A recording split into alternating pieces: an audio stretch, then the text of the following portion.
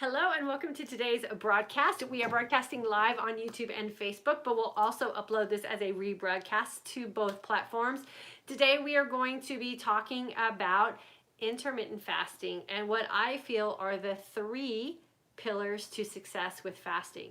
Now, today we're going to keep the conversation all based on the mental and emotional aspects of intermittent fasting, and I'm really going to stay clear of the scientific approach, because what I want us to really focus on today is how we can be really successful with intermittent fasting no matter what is happening in our life.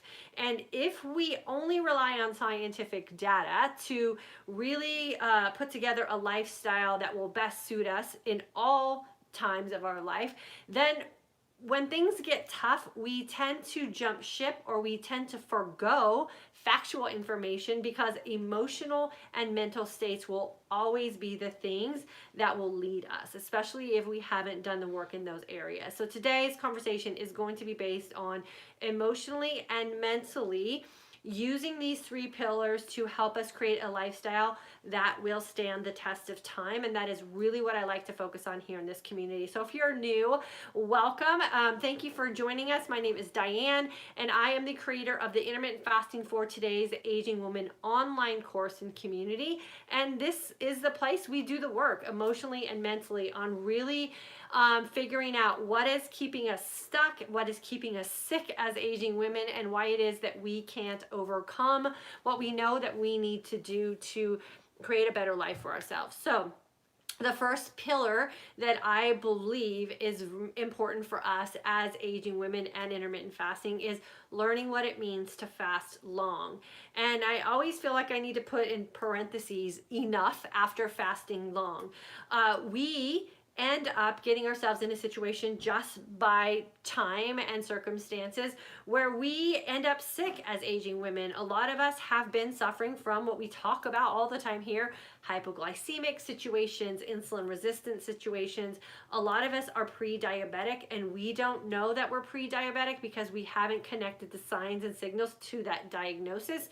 We end up becoming diabetic, or just miss a diagnosis of being diabetic, and end up in a state of cognitive decline and mental fog, and just feeling like we mentally and emotionally can't handle our lives. And this is why I really do think that getting to the nuts and bolts of intermittent fasting and the emotional and mental toll that's taking on us really is why we should be focusing on that aspect. So fasting long enough is understanding what is going on in our body and why it is we feel so afraid to go several hours without food, or why it is we physically can't even handle going several hours without food in our day. And a lot of it is because we have been so conditioned to turn to food as the thing that is, for a lot of us, I know I used to call food my best friend, or it's the thing that solves problems for us, or it's the thing that we unconsciously do when things aren't feeling good in life. And so fasting long enough will get you in a state where you're no longer food dependent, either mentally, emotionally, or chemically, and you can really thrive in being in a state of hungry. For those of you who are suffering from those sugar-related diseases that I've already talked about, fasting long enough is the only thing that is going to reverse those signs and signals. Those are the only things that are going to reverse that fear that is a very true fear of feeling hungry. And we are told still today in the year 2020 as women that fasting is not safe for us. And I think that we really need to put ourselves in a position where we think logically, not so much emotionally in this state, about why it is it's not safe for us, and how it is that we have women coming in the hordes as far as numbers from all over the world who are in this stage of life, and we're all suffering from the same things, and they're all food related, and they're all because we have been told that we need to wake up and the first thing we do is shove food in our mouth, and we go to bed at night being marketed to about how we're supposed to end our day because we actually made it through another day, and we need to unwind with a bottle of wine and some sort of treat. And we have literally been feeding ourselves into a state of perimenopausal and menopausal sickness. And so we as women need to learn what fasting long enough for us and understand that it is perfectly safe to do if we do it under the correct mental and emotional conditions. So we do not want to start fasting or put ourselves into a panic extreme type of fasting situation, trying to undo the last 50 years of our lives.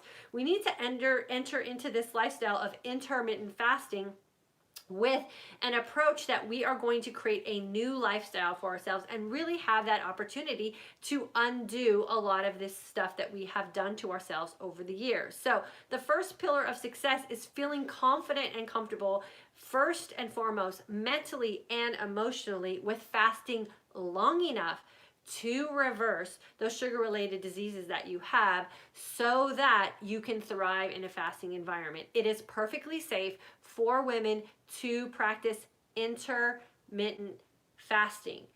A lot of women end up jumping into intermittent fasting with what is called extended and prolonged panic fasting.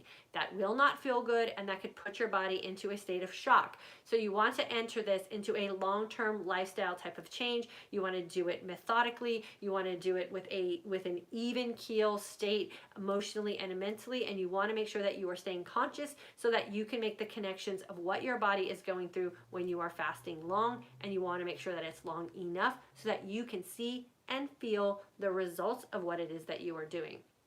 Number two, we need to define what feasting well means to us, and we need to make sure that we are taking ownership of that and we are responsible for how it is we are feeding ourselves. I am a firm believer, and if you've been coached by me or you've been in any one of my courses, I always reiterate the fact that there is no such thing as bad food. There is food, though, that makes you feel bad. Oftentimes, the feeling bad that we as women are having with food is emotional, and we don't even have the connection physically about what some of this food is doing to us.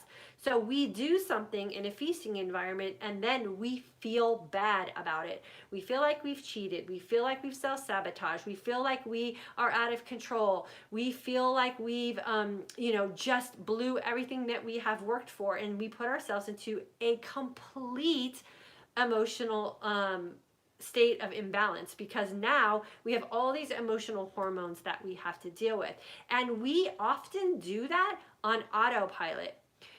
We can no longer, as women today in the year 2020, say we don't know what good nutrition is. We know what good nutrition is. We often choose not to implement what we know is good for us, because we still rely on the emotional response and reaction that we have when things aren't going our way. So, especially in this environment today, I want you to do this exercise. I want you to get out some paper, and if you're in my midlife mindset shift course, you know we do this work in there. And I want you to put down I am a, and then a blank line.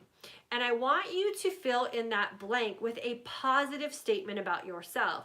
And I want you to start reprogramming your brain and changing the way you speak to yourself or the way you describe yourself, most importantly in stressful situations. So I am a stress cleaner. I am a stress walker. I am a stress water drinker. I am a stress figure something else out that doesn't end with eating.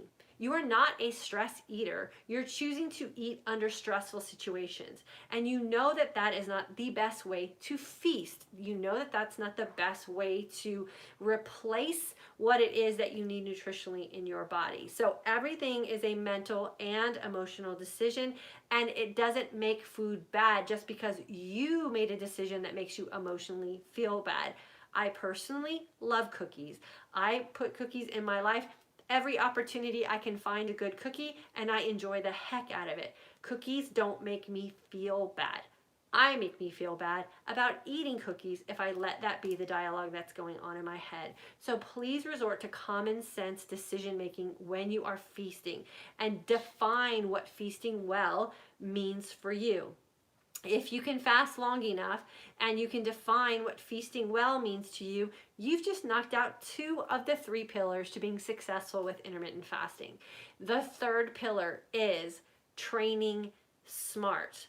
I am personally guilty of beating my body into the ground thinking that I could make up for lost time and making bad decisions about nutrition with exercise. And we know that that is not true. All we end up doing is making exercise the enemy, and we don't really benefit from what exercise means for us. Make sure you're moving your body for tomorrow. Make sure that you are setting yourself up in what it is you're doing with your fasting and feasting so that your event with exercise can be something that's going to move you forward and not make up for past or lost time. Exercising away bad nutrition is not the way that we want to live our lives, and it doesn't work anyway. So make sure that when you are moving your body or you're putting yourself into an exercise situation, that mentally and emotionally you have made the decision and the promise to yourself that everything that you do from this point forward when it comes to exercise or moving your body is for a better tomorrow or a better night's sleep tonight or a better 10 years from now. And don't use exercise as that thing that's going to punish your body because your mind or your emotional state didn't make the best decision for you nutritionally. Everything we do is for tomorrow. So, in my opinion, the 3 pillars of success for intermittent fasting should not need to be scientifically based. They need to be emotionally and mentally based on good common sense with the lifestyle that you want to live for yourself so that you can stop beating yourself up and you can finally feel successful and healthy around the nutritional choices that you make.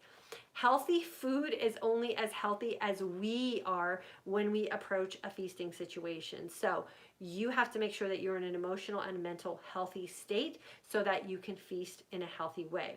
Fasting long enough, feasting well using common sense nutrition, and make sure that when you are moving your body or engaging in any type of exercise, that everything you do is mentally and emotionally based on you having a better tomorrow. I know we're under some trying times emotionally and mentally. Trust me, I am feeling it myself. But I also know that there's nothing that I can do that's going to change situations that are not in my control. I'm sharing with you guys on my Instagram and my Facebook page that we're doing a daily challenge of controlling what we can control. And having a pity party around food today is not going to make things better for me tomorrow. Having a pity party around what I am not and am allowed to do is not going to make me have a better tomorrow. And I still have my why for 10 to 15 years down the road. I want to keep my mental capacity. I do not want to be a statistical Alzheimer's patient. I do not want to be one of those women who fits into that category. I do not want to go back into a diabetic state. I do not and can't afford to lose my mind right now. So I have to continue to make solid emotional and mental decisions for how I'm living my life today, because I have a tomorrow that I want to be better, and I have a 5-year goal that I want to be better, and I have a 10-year goal that I want to be better. And all the decisions that you guys are making today are going to affect your tomorrow, whether you want to realize that or not. So we are here in this community. We are coming together 3 times a week. If I have to up it up to 5, I will, to support you guys. I'm not going anywhere, and I want to make sure that the work that we are doing here is kind, it's supportive, it's helpful, and it's good common sense. We do not need to overcomplicate intermittent fasting. You pick a period of your day where you do nothing except put your body in an opportunity where it can thrive and heal itself. And then when you open up that feasting window, you make good common sense decisions about how it is you're going to fuel your body for your tomorrow. And when you have an opportunity to move your body, I want you to be in the present and the future about the decisions that you're making. And please no longer use exercise for things that you did 5 years ago or a week ago or maybe even last night. And I promise you, you guys, we are going to come out of this on the other side happy, healthy, productive women who are going to be ready to pick life back up and embrace everything that we're going to have available to us once we get through these next couple of months. So in my opinion, there is no better time to start practicing intermittent fasting. I'm sharing on my Instagram and my Facebook page how I'm feasting every day. I'm having 2 meals. They're pretty similar every single day. One of those is my break fast shake, which comes in a bag and has a really long shelf life, and it's fruits and vegetables. It is simplifying my life and taking so much stress out of what I'm doing nutritionally as well. We always leave a link to that here in the comment section if you guys want to incorporate something like that that's just going to boost up your nutrition and make things easy for you. It is not a cure for anything that's going on. It's not a be-all, end-all. It's just a simplified way to get really good common sense nutrition in your life, and you don't have to go to the grocery store to get it. I'm going to be doing a 21-day cleanse here coming up, and I think we're going to start it next week. Again, another simple way to boost your health and really make nutrition simple for you. So I have all kinds of things going on. If you want to participate in something that's proactive and going to move you to the future, I promise you I will have something for you. All you need to do is show up. I'm going to go ahead and open up the floor to questions and comments. This is our time to come together as a community and really help one another. So if you have a question, pose it here. If you have a comment you want to share to give someone some inspiration or some hope or some even just an experience that you've had practicing 3 pillars for success with intermittent fasting, now's your time to do so. We will make sure that we share it in the comment section. I've had some people ask me about our intermittent fasting for today's Aging Woman course that's starting on April the 4th. Yes, nothing in my life is changing as far as me providing an opportunity for you guys to dive into a course and community for some support going through times like this as well. So we will have our course for sure. Michael and I are currently doing some research about how it is we can help our community and some things that we can do as far as donating some proceeds from course registrations for the next couple of months. So if you have an organization that you're supporting that you think might benefit from us doing some donations, we would love to hear about that as well. We did this during Katrina, right, Michael? Was it Katrina? No, it was Harvey. Hurricane Harvey, when Houston got just demolished. This community of women raised $7,000 as a donation to help hurricane victims in Houston, Texas, and we want to be able to do that again. So we're taking proceeds from all course registrations, and we will directly, personally hand deliver it to an organization that can benefit during these trying times as well. So we're trying to do our part here as well. So any registration that happens during this time, we are going to do our part to share from our family. So now's a good time if you don't know what to do. Maybe register for a course, maybe gift someone a course, and then we are making a promise from our family to make sure that we're going to be doing something to help an organization in need as well. So we're going to keep rolling along as usual. I always feel that there's nothing better to do in a time of stress or in a time of uncertainty, but then to dive in deep to something that's going to have you come out of this on the other end in a much better place. So I'm here to guide you and coach you any way I can. Barbara, I have been on this since November. I have lost 30 pounds. I'm now getting tired of it, but I feel when I stop, I will gain all my weight back. You absolutely will, for sure. Anytime you do something that results in a certain type of change and you stop doing that thing, the change will resort back to whatever it is you're doing. So yes, you will lose the weight for sure. And I don't know, boredom, maybe you need to think of incorporating maybe some fitness or changing some things up in your fasting and feasting.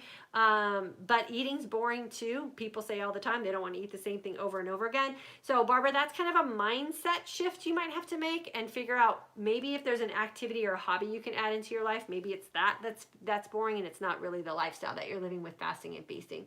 Kendall, my first live chat. I really enjoy listening to your chats when I work out. Awesome, Kendall. It's great to have you, and I'm glad you're here on the live with us. Valerie, November 2019 grad, IF and your course have changed my life.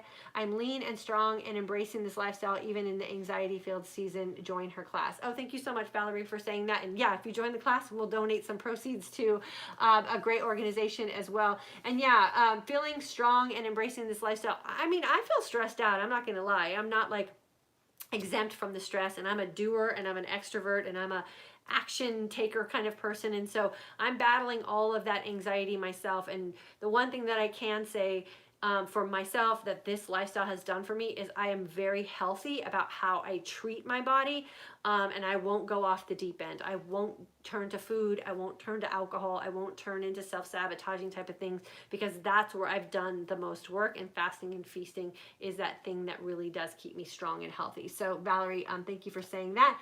Julia, I'm there. I'm so new to this. I need help. Julia, join our course on April 4th is when we start. So it's a really great place to dive in and really concentrate on you. I break it down very simply for you, and I'm in the course with you. I will walk you through every step of the way. Don't suffer. It's really easy once you get into a place where you can concentrate on you more specifically. So I would love to see you in class. Nancy, December 2019 grad, I checked GKI and found flavored water increased glucose and lowered keto. I'm fasting 18 to 20 hours with plain water now. How many hours should I keep GKI 2 to 9 in order to reset hormones and weight loss? Nancy, I don't know, but I could have saved you some test strips and told you that flavored water does break a fast. That's why I really encourage clean fasting here, especially when your body is super, super sensitive insulin wise. Everything breaks a fast.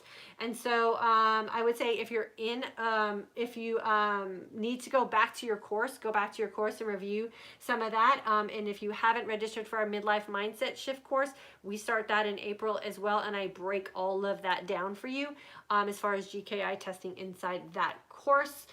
Susan, December 2018 grad and F3 grad. This lifestyle is the only way to live for me. I feel amazing at 54. My feasting window is a work in progress, but I will prevail. Positive mindset is key. It sounds like, Susan, you're doing everything right. What I like to do with feasting, if you're feeling like maybe you can clean some feasting up, is I test one thing a month. Currently, I'm testing French fries, and I'm seeing how my body reacts and responds to a month of no French fries, and how I react and respond mentally and emotionally as well, because we have French Fry Friday in our house, and I only eat good French fries. And so I can tell you that I haven't really noticed anything super positive or super negative about not having French fries in my life on a Friday. So I'm pretty sure French fries are coming back for me. I haven't seen any significant improvement without them, so they're not hurting me on a Friday. So pick one thing, test it out for 30 days, and then evaluate your life and see if it's worth giving up, or maybe it's something that's really not keeping you from getting to the next level. And then the next month, pick one new thing. And that's the best way to test some things out.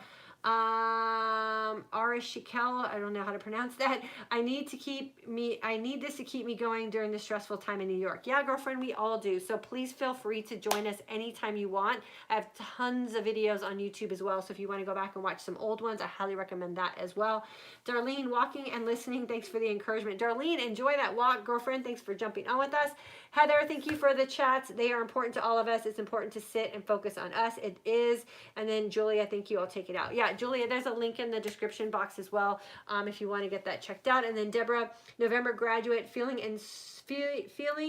good, struggling with food some days, but then I remember my goals. Thank you to everyone who shows up. Yeah, Deborah, you know, this is a time where I say, you know, you don't want to be shy or feel what is the word I want to say? Shy or self-conscious about bringing those goals forward, right?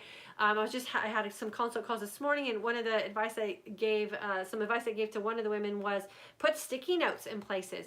Put sticky notes in places reminding you of your why or your goals, and have those things be first and foremost in your face. You're not going to forget it about what it is that you're doing for your future tomorrow. I use sticky notes. I use reminders on my phone. I use my passion planner. I read positive books that keep my brain in a positive state of mind. And I am constantly revisiting my why, because when you get really bombarded emotionally and mentally with things that are going on in the world, we can forget what's really important to us because of the sense of urgency that's not important. So use sticky notes, write yourself affirmations, put reminders everywhere, and that keeps everything that you want right here on the forefront of your mind, and it'll make you stay a little bit more consistent for sure. Let's see what we have over here on Facebook. Tony, I dated IF and have lost 20 pounds, but not going any further. Yeah, you might need to make a shift in something for sure. Or you started IF. Yeah, you might want to maybe make a little tweak and see if that kind of jolts something for you. Oftentimes, you know, when we first start it, we get the best result, and then your body sort of tapers out. I don't like to say plateaus. And we have an unrealistic view of what we should be weighing and what our weight is really in reality. I call that the ego weight. We all have an ego weight, and then we have a reality weight. So just make sure that the weight that you're striving for is not an ego-based weight, and it really is a reality-based number that you have based on the lifestyle that you're living today, and that might make you find some peace with that for sure. And Teresa, thanks for being so encouraging to us during this time. I appreciate you. September 2018 grad in Texas. Oh, Teresa, we appreciate you as well. Hopefully you guys are doing well on the other side of town. Stay inside, you guys. We want to make sure that we are keeping our distance from other people. I'm walking every day and fasting. Awesome, Valerie. And then Chris, February graduate, still loving IF, but admittedly need to focus more on that third pillar of exercise. Thanks, Diane, for providing us all the source of calm reassurance during these strange days. Yeah, Chris, for sure. You know, now's not a time to put any undue stress or pressure on ourselves either. So just move. You know, we have our Control What You Can Control challenge, and one of those challenges was just to get outside and, you know, walk up and down your neighborhood and say hi to your neighbors from across the street and track what you're doing. So Michael and I have a goal of at least 5,000 steps every day, which is kind of not a big deal. 5,000 steps isn't that big of a deal, but we want to track it and make sure we're at least doing that, so we are purposely getting ourselves outside and we're getting a walk and we're getting some fresh air. So you don't have to necessarily have some big grandiose goals right now, but create some habits and put some things in place so at least you have a sense of what you are doing actually versus what you think you're doing just because it's on, you know, it's something that's preoccupying your mind. So it also keeps you busy tracking positive things, right? So if you're in my Declutter course right now, making your bed every day seems so simple, but it's a big deal if you need to feel a sense of accomplishment, right? Cleaning a room, cleaning out a closet, all of those things give us a rush of dopamine. It makes us feel like we have accomplished something. So don't minimize very simple things in your life that you could be doing today to make you just feel good about your day. If you're home and maybe you're not working and you're used to working, those little tiny tasks around your home could be lifesavers for you, because you might be that personality that just has to get things done. I know I'm that type of personality as well. And so I'm looking for things to do that I can just check off a list and say, okay, I had a very successful day today, even though the day might look a little different than it's used to looking. So you got to really tap into your personality right now. For those of you who are struggling as well and you just need someone to talk to, please send me an email. I usually don't open up my one-on-one consult calls to the general public just because I usually don't have the time. But if you feel like you need to have someone to talk to and just help you figure out a few nuances or give you some to-dos or some little tips and tricks, please email me and I will send you to the link to book a call with me. Sometimes just having that little breakthrough with someone can be a big deal in these kind of times as well. So we can do it on a video call so we can watch each other as well. So with that being said, I hope this helped you guys. 3 pillars of success with intermittent fasting. These are holding true, especially in these times. No scientific data needed. We need to work on our mental and emotional state and just use common sense and make sure that we're doing very proactive things to keep ourselves in a positive state. Positive affirmations, making sure you're leaving yourself love notes and sticky notes. Make sure you're loving the people that are around you. Giving other people things of you is also that thing that's going to make us come back and feel good about ourselves. Creating trackers. Follow me on Instagram, follow me on Facebook. Every single day I'm going to give you something to focus on for that day to put you in a more positive state. So like I said, if you guys keep showing up, I'm going to keep showing up. I'm here to help you and support you any way I can. Always feel free to reach out. I'll help you any way I can there as well. And Marie, Diana emailed you regarding getting back into my course from August. Also about the current Declutter course. Didn't hear back from you. Anne Marie, please email me again. Sometimes my emails get flooded in and I might have just missed it in, you know, a flood of emails I've gotten over the past couple days. So email me. I'll make you sure that you get back in your course, and then I'll send you the link to the Declutter course as well. So we have lots of options: goal setting course, Declutter course, F3 course, our intermittent fasting for today's aging women course, and then our midlife mindset shift course as well. So we have lots of places for you guys to plug in if you need something to do as well. And if you're not on my email list, get on it or email me and I'll get you guys set up as well. And then, like I said, we'll announce what organization we'll be making our contributions to for as long as we need to as we get out of this crisis that we're all going in. I'm happy that you guys are here. You guys are saving me, so you guys are as much for me as I am for you. So I thank you for that. I appreciate you. I'm grateful for you. And then we'll see you guys on Friday at 3 p.m. Central Standard Time, where we'll talk about something else, intermittent fasting related, or maybe even just life related. If you have something that you want me to talk about, always feel free to email me as well, and I'll put that on my topics list and we will come together and have a discussion about that as well. I'll see you guys around social media, and then I'll see you guys on Friday.